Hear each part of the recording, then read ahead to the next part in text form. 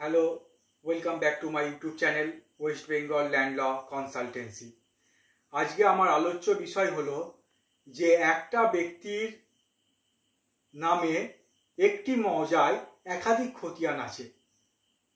তাহলে WBLR অ্যাক্টে বলছে যে একটি মৌজায় একটি ব্যক্তির নামে একটি খতিয়ান থাকবে, অর্থাৎ একটি ব্যক্তির নামে একটি মৌজায় একাধিক খতিয়ান হতে পারে না, যেটা সম্পূর্ণ WBLR অ্যাক্টে বলা আছে।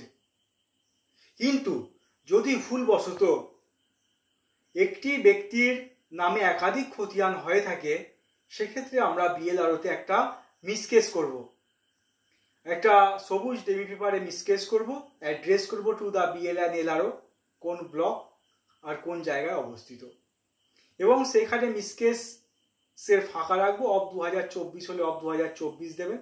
এবারে কি অ্যাপ্লিক্যান্ট কে দরখাস্ত করছে, তার বাবার নাম, তার অ্যাড্রেস দিয়ে দিলেন।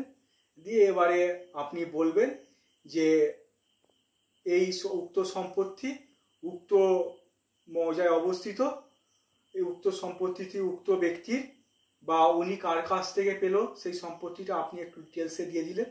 যদি পৈতৃক অরিস সূত্রে পেয়ে থাকে তাহলে বলবেন যে পৈতৃক অরিস সূত্রে উক্ত সম্পত্তিটি পাইয়া নিজ নামে রেকর্ডভুক্ত করায়।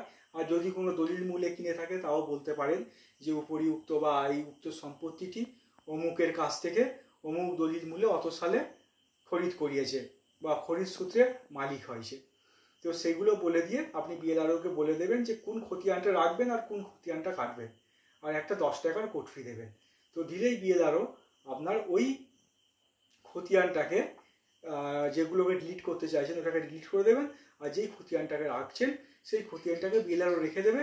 এবং যেই খতিয়ানগুলো ডিলিট হবে তার আন্ডারে যতগুলো দাগ ছিল সেই দাগগুলো সব একই খতিয়ানের মধ্যে চলে আসবে।